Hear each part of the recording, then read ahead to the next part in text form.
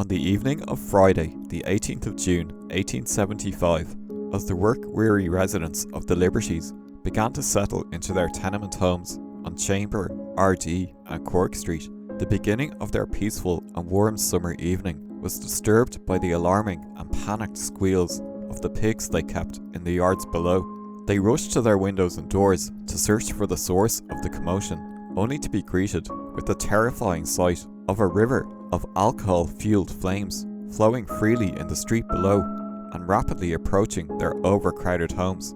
The small fire that had broken out in a bonded warehouse on Chamber Street a few minutes earlier had transformed into an inferno as thousands of barrels of whiskey burst under the intense heat and spilled their contents out onto the cobbled streets. Panic quickly spread through the neighbourhood as the frightened residents screamed fire to alert their neighbours, and the evacuation of the tenements began. Soon the eerie glow of the most devastating fire the city had seen for many years illuminated the night sky for many miles in each direction as the Dublin Fire Brigade battled the flames below. House after house was claimed by the fire as the burning liquid flowed in beneath their front doors. News rapidly spread across the city, and a mass of curious onlookers gathered in the surrounding streets to witness the dramatic devastation of the Great Dublin Whisky Fire. As terrified horses and pigs stampeded through the streets, many of those who had gathered began to drink from the flowing river of whiskey that was now ankle deep, as the military fixed their bayonets to hold the drunken crowds back. The calamitous conflagration claimed the lives of 13 people that night, yet bizarrely not one person succumbed to smoke, flame or flood. This is the strange story of the night the Liberties of Dublin burned.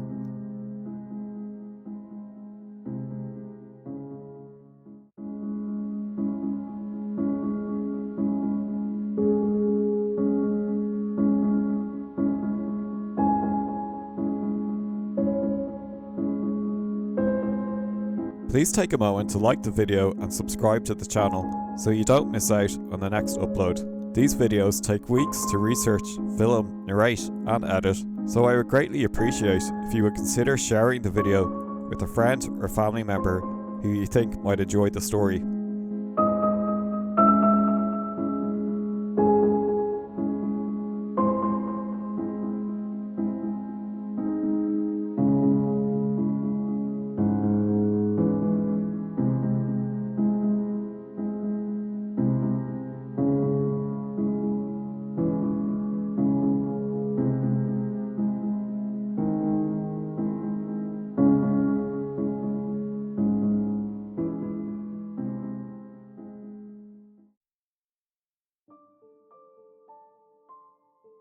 By 1875, Dublin had established itself as an international powerhouse in the industries of brewing and distillation. Irish whiskey in particular was at the pinnacle of its production as demand for the spirit surged both at home and across the world. Known for its high quality and flavourful pure pot still whiskey, the industry took advantage of the trade links of the British Empire to position their product as the most popular spirit in the world, and Dublin became home to the biggest distilleries in the country. The names of Jameson, Power and Rowe became synonymous with the booming industry, and together with the city's smaller distilleries produced approximately 10 million gallons of whiskey per year. The Jamesons of Bow Street and Marrowbone Lane and the Powers of Johns Lane were all overshadowed in terms of size by the enormous Thomas Street distillery of George Rowe that was by this stage the largest whiskey distillery in the world. The Rowe family alone were producing 2 million gallons of whiskey per year, approximately double the output of John Jameson's Bow Street distillery. In addition to distillation, there was more money to be made from this industry in the form of bonded warehouses that allowed the big producers to both store and mature their unfinished spirits until they were ready to be sold and taxed. One entrepreneur who took advantage of this opportunity was Mr. Lawrence Malone, who established a bonded warehouse in the Liberties that held whiskey for all of the biggest producers in the city, along with imported wine and brandy.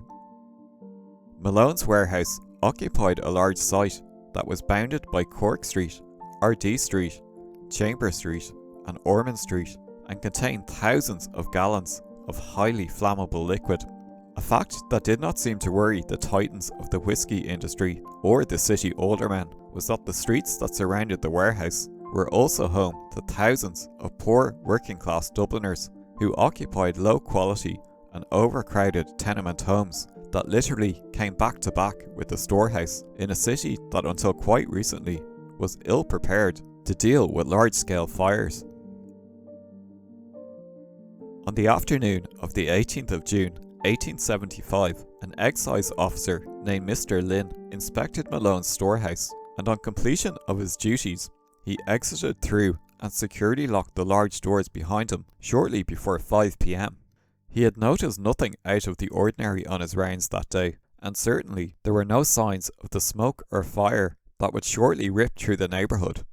In the overcrowded tenement homes that surrounded the warehouse, workers began to return home from an exhausting day of labour from all corners of the city. While some prepared for dinner, others tended to the pigs that were kept to supplement their income in the yards below. Sometime between 5 and 8 p.m. that evening, a small fire broke out in Malone's warehouse, the cause of which remains a mystery to this day. The fire grew steadily in intensity as it remained unnoticed by anyone in the neighbourhood. Soon the heat became so great that the wooden barrels containing the valuable whiskey began to explode, creating a flood of alcohol that immediately burst into flames. As barrel after barrel spilled its contents onto the floor of the warehouse, the level of whiskey rose to the extent that it approached the height of the large windows and began to flow out from under the doors in a terrifying stream of flames. Incredibly, the impending disaster still had not been noticed by locals, and the alarm was raised not by human residents of the tenements, but by their pigs that began to squeal in terror. Those that went out to investigate the cause of the commotion walked out onto Cork Street just in time to see the roof of the warehouse collapse from where 30-foot high flames stretched out into the summer sky. From the windows and doors below, the pressure of the burning liquid forced its way out onto Cork Street and Chamber Street and began to head in the direction of the hundreds of surrounding homes. The following eyewitness account, published in the Irish Times the following day, described the shocking scene as follows. Last night witnessed the outbreak of one of the mightiest conflagrations recorded in the annals of Dublin. Great fires have not been unknown in this city in recent years, but their ravages, as a general rule, have been confined to a comparatively limited area. That of last night embraced whole ranges of houses in its destructive grasp and spread ruin over an immense space of ground. It was about 8 o'clock in the evening that the fire first declared itself. From that hour forth, its progress was fearfully rapid, defying all efforts to check it.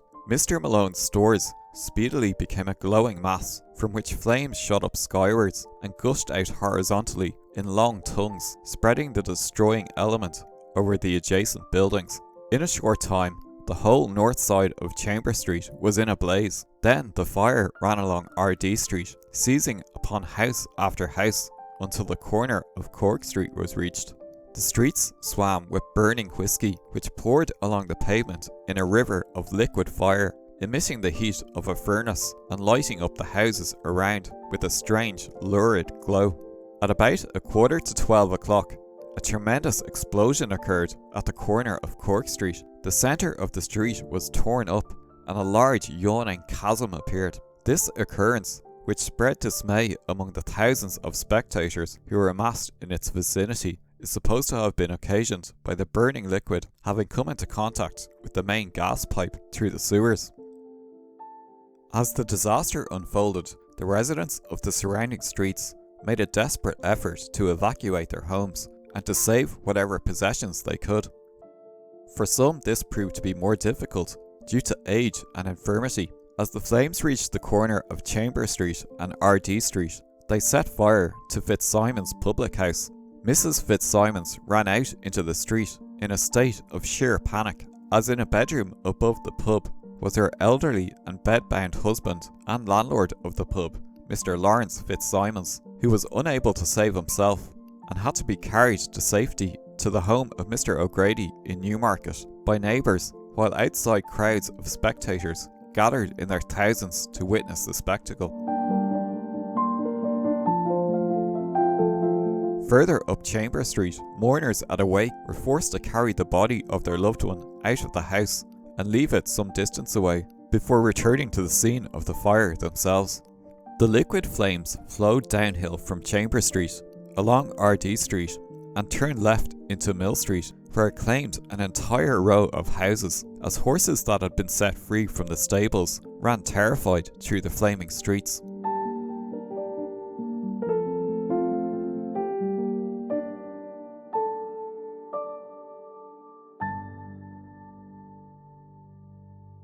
Cork Street too was on fire, and soon it seemed that the Coombe and its hospital would be next to fall victim to the flames.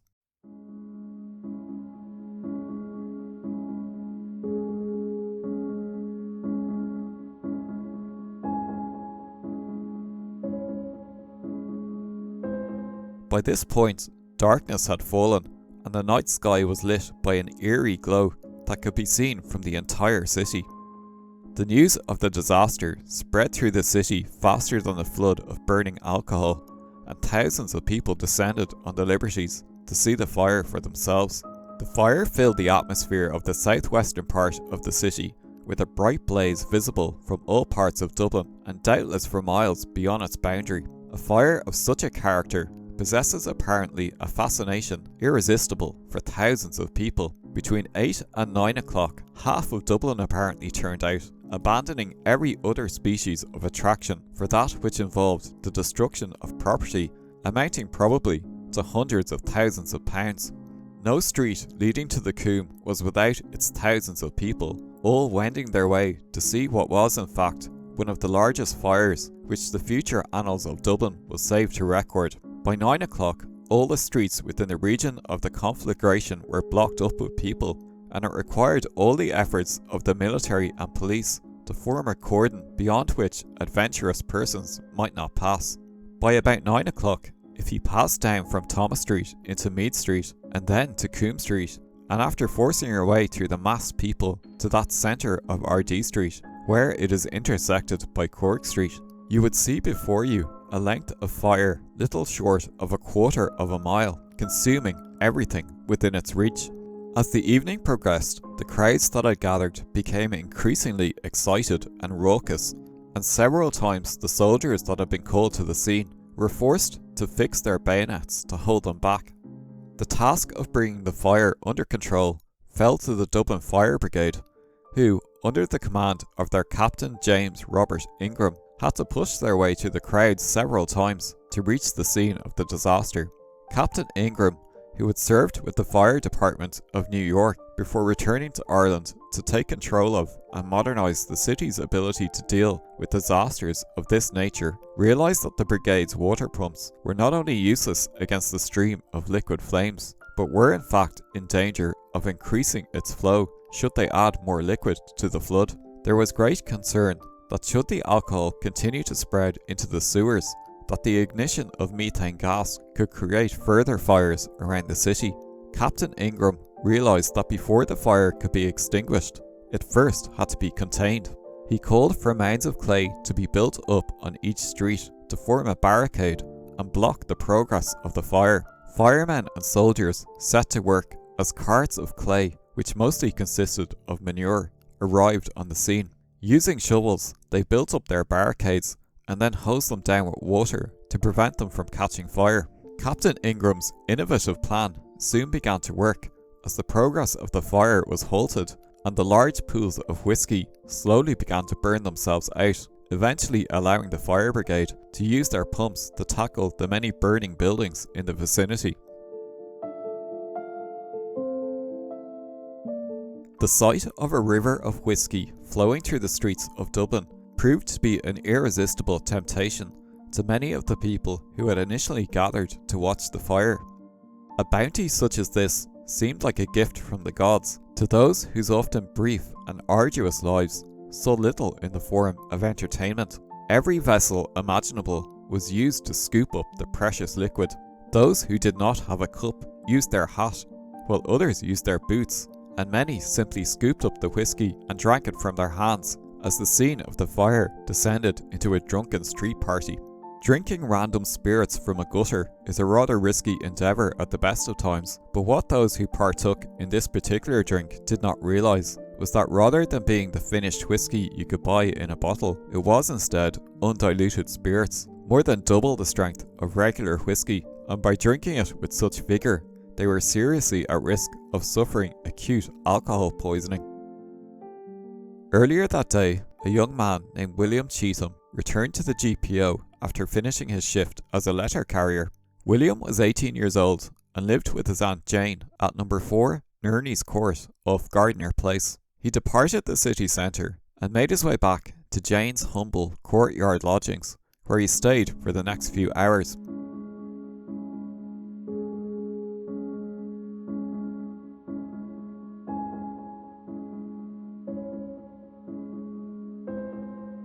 At about 10 PM, William decided to go out for a walk on that pleasant June evening. Whether he saw the glow from the growing fire across the river in the Liberties, or he heard the news of the disaster from a friend is unclear, but William next made a beeline for Chambers Street to see the fire for himself. He arrived to a scene of great excitement and found that many other young men were already in a state of drunkenness, and he enthusiastically joined the party.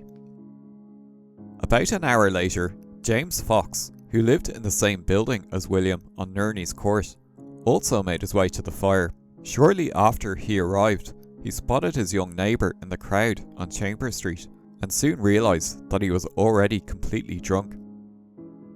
James endeavoured to return William to his aunt, and, putting his arm around his neck, he slowly walked with them across the city. William, although he had not taken any more drinks since they met, was becoming increasingly senseless, and by the time the two men reached the forecourts, he collapsed against the wall. James could not carry him any farther, so he hailed a car and brought him back to his Aunt Jane. Jane would later tell a coroner's court of how he smelt greatly of drink, and how she stayed up all night with him, believing he would sleep it off. What she didn't realise was that William had actually fallen into a coma. The following morning, she managed to bring him to the Mater Hospital, where his stomach was pumped, but for William, it was simply too late. He died as a result of an overdose of alcohol at 2 AM the following morning.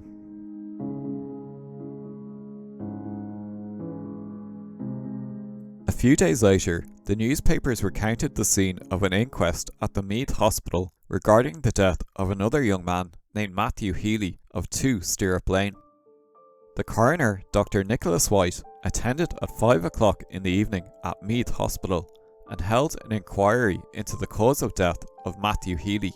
The deceased had been a fine, tall, athletic-looking young man. The inquest was held in the operating theatre of the hospital. The mother and other near relatives were present and, as was most natural, were overwhelmed with grief. Their evidence was given with great difficulty by reason of their convulsive sobs. Margaret Healy of 2 Stirrup Lane, Beresford Street, was the first witness called. She was pale and evidently weak, and bore an expression of touching sadness in her countenance. She said she was the widow of Matthew Healy. He was 26 years of age and a labourer. She had just come out of the workhouse hospital that morning. She had 2 little girls, one aged 4 years and the other aged 2.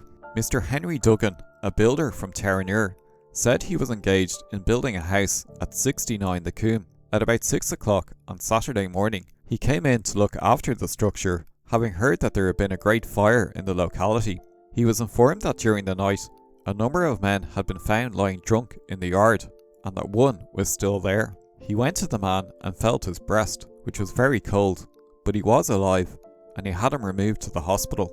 Ellen Hannah, a woman who resides at 61 the Coombe, the house adjoining the yard, deposed that at a late hour on Friday night, she saw 2 men and 2 boys carrying the deceased into the yard and laying him on the ground. He was very drunk. They went away as soon as they laid him down. Witness got some hay and put it under his head, thinking he was safe enough, simply that it was an ordinary case of drunkenness, and that he would sleep off the effects of the drink, and when aroused would walk away. She did not like to call the police to have the man taken. The coroner said that it was unfortunate in the first instance that the men should have carried the deceased into the yard and left him there, instead of carrying him to the hospital, where the whiskey that poisoned him could have been removed by the stomach pump and thus a valuable life saved. It was also unfortunate that Mrs. Hannah did not call the police, who, however busily engaged at the fire, would have given their first thoughts and attention to a fellow creature who was in danger. However, I do not attach blame to anyone. I believe the men who removed him into the yard, and this witness who refrained from giving information to the police, thought they were doing the unfortunate man a kindness. Margaret Healy, who had been lying in a sick bed in the workhouse hospital when her husband went to drink at the fire, was left destitute with 2 children to care for following the death of her husband. On the night of the fire, hospitals around the city filled with people suffering from the effects of alcohol poisoning, and a total 13 people would die as a result. Miraculously, and largely thanks to the work of Captain Ingram and the Dublin Fire Brigade, who brought the disaster under control by the early hours of the 19th of June, not one single person fell victim to the smoke or flames of the Dublin whisky fire. The area surrounding Malone's bonded warehouse was devastated. More than 30 tenement homes were destroyed on Chamber Street, Cork Street, Ardee Street and Mill Street, leaving many people homeless. Furniture, bedding, clothing were all reduced to ashes before their owners had time even to attempt to save them from the flames.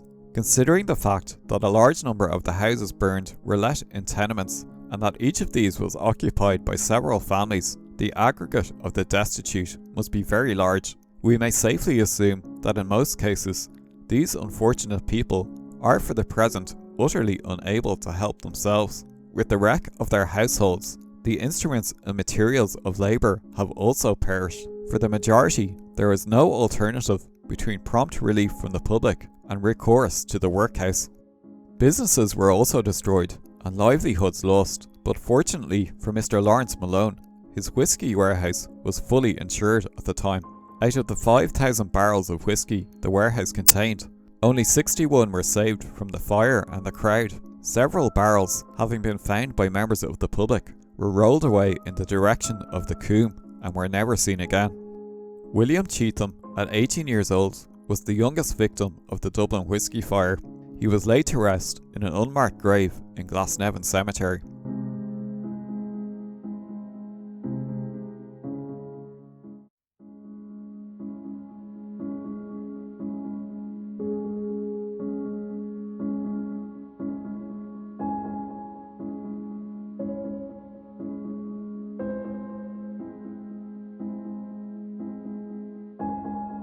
Captain James Robert Ingram died of tuberculosis aged 52 in May 1882. Extinguishing the Dublin whisky fire was just one of his many achievements as Chief Officer of the Dublin Fire Brigade. Today he lies in a forgotten and unmarked grave in Mount Jerome Cemetery.